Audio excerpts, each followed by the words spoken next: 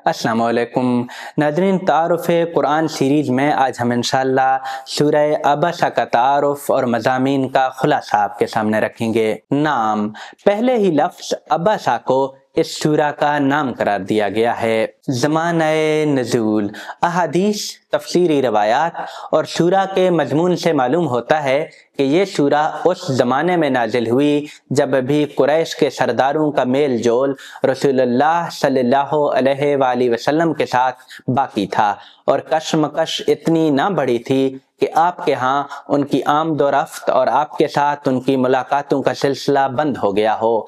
ये सब अमूर इस पर दलालत करते हैं कि ये सूरा बहुत इब्तदाई ज़माने की नाज़िल शुदा सूरतों में से है। सूरा का अमूद और साबिक सूरा से ताल्लुक़, ये सूरा साबिक सूरा के जोड़ा की हैसियत रखती है।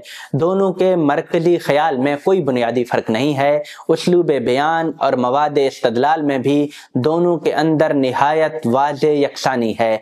मतालिब की तरतीब में अलबत्ता तब्दीली हुई है जिससे एक नया हुस्न इसमें पैदा हो गया है और दरअसल यही वाहिद चीज़ है जो इस सूरा को साबिक सूरा से मुमताज करने वाली है। आप दोनों को सामने रखकर आसानी से उनके दरमियान इश्तराक और इख्तलाफ मुय्यन कर सकते हैं। साबिक सूरा के आखिर में नबी सल्लल्लाहु अलैहि वसल्लम को तसल्ली देते हुए ये जो फरमाया है कि तुम तो बस उन्हीं लोगों को क़यामत से डरा सकते हो जो उससे डरने वाले हों, इसी मजमून से इस सूरा की तमहीद उस्तवार फरमाई है और नबी सल्लल्लाहु अलैहि वसल्लम को बअंदाज़े अताब कुरैश के उन मुतकब्बिरीन के पीछे वक्त ज़ाय करने से रोक दिया है जो ईमान ना लाने के रोज़ रोज़ नए नए बहाने तलाश करते और नाजुक मिजाजी में इस हद तक बढ़ गए थे कि आपसे मुतालबा करते थे कि जब तक आप अपने गरीब साथियों को अपने पास से हटा नहीं देंगे उस वक्त तक वो आपकी मजलिस में बैठने के रवादार नहीं होंगे।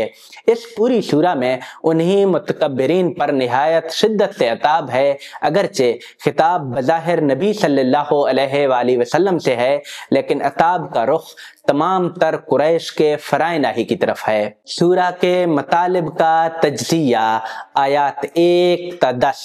एक वाक़या के ताल्लुक से नबी सल्लल्लाहु अलैहि वसल्लम को तंबीह कि जो लोग अपने किब्र व गुरूर के सबब से तुम्हारी तालीम व तज़कीर से मुस्तगनी और इस बात के मुतमन्नी हैं कि तुम अपने गरीब साथियों को अपने पास से हटा दो, तब वो तुम्हारी मजलिस में बैठने के रवादार होंगे। उनकी नाज बर्दारी की मुतलक ज़रूरत नहीं है। उनके ईमान की जिम्मेदारी तुम्हारे ऊपर नहीं है कि तुम उनकी नाज बर्दारी में अपने जानिसार साथियों की हक तलफी करो। तुम्हारे ऊपर असल जिम्मेदारी उन्हीं की तरबियत की है जो तुम्हारे पास ज़ौक़ व शौक़ से आते हैं। जो नहीं आते और अपनी नाज बर्दारी के तालिब हैं, उनके बारे में तुम मसूल नहीं हो कि इनको पाने के लिए अपनों को ज़ाय कर दो। आयात 11 ता 16 कुरान की अजमत का बयान कि ये अल्लाह की नाजिल की हुई याद दहानी है, तो जिसका जी चाहे इससे फ़ायदा उठाए, जो इसकी नाकदरी करेंगे वो इसका नतीजा खुद भुगतेंगे। ये अल्लाह रब्बुल आलमीन का फरमान वाजिबुल ईमान है, किसी साइल की दरख्वास्त नहीं। इसको लोगों के सामने इस तरह पेश करो जो इसके शायान शान है। अल्लाह ताला ने जिनकी इमानत में इसको महफूज किया है सब आली मुकाम और बुलंद मर्तबा लोग हैं और तुम भी उन्हीं के जुमरा से ताल्लुक रखने वाले हो। सरकशों और मगरूरों की नाज बर्दारी में इतना ना झुको जो तुम्हारे मनसब और तुम्हारे इस पैगाम के वकार के खिलाफ है। आयात 17 ता 23 उन सरकशों की हालत पर इजहार अफसोस जो क़यामत के इनकार पर अड़े हुए हैं। उनको खुद उनकी खिलकत और जिंदगी के मराहिल की याद दहानी कि जो इंसान पानी की एक बूंद से पैदा होता है और मुख्तलिफ मराहिल तय करता हुआ कब्र तक पहुंचता है, हैफ है अगर वो मरने के बाद दोबारा उठाए जाने को नामुमकिन समझे। जो इतने वाज़े दलाइल के बाद भी समझने और मानने पर तैयार नहीं हुआ, वो किसी दलील से भी कायल نہیں ہو سکتا۔ آیات 24 تا 32 خلقت اور مراحل زندگی کی طرف توجہ دلانے کے بعد ربوبیت کے اس وسیع اہتمام کی طرف اشارہ جو اللہ تعالیٰ نے انسانوں اور چوپایوں کے لیے اس دنیا میں کر رکھا ہے، اور جو اس امر کی نہایت واضح شہادت ہے کہ جس نے یہ سارا اہتمام کیا ہے وہ لوگوں کو غیر مسئول نہیں چھوڑے گا، بلکہ ایک دن وہ سب سے ان نعمتوں کا حساب لے گا۔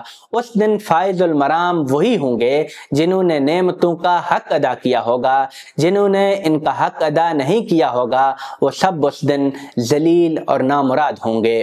آیات 33 تا 42 قیامت کے دن کی تصویر، اس دن ہر شخص پر نفسا نفسی کی جو حالت طاری ہوگی اس کا نقشہ، جن لوگوں نے قیامت کی پیشی سے ڈرتے ہوئے زندگی گزاری ان کی شادمانی، اور جو اس سے بے فکر رہے اور اسی حال میں مرے ان کی بدبختیوں روح سیاہی کا بیان۔ ناظرین، اس سورہ کے حوالے سے یہی باتیں آپ تک پہنچانی تھی۔ بقیہ سورتوں کا تعارف اور خلاصہ دیکھنے کے لیے تعارف قرآن پلے لسٹ پر کلک کریں۔ پلیز کامنٹ کر کے اپنی رائے سے آگاہ کیجیے گا۔ آپ کا بہت بہت شکریہ۔ اللہ حافظ۔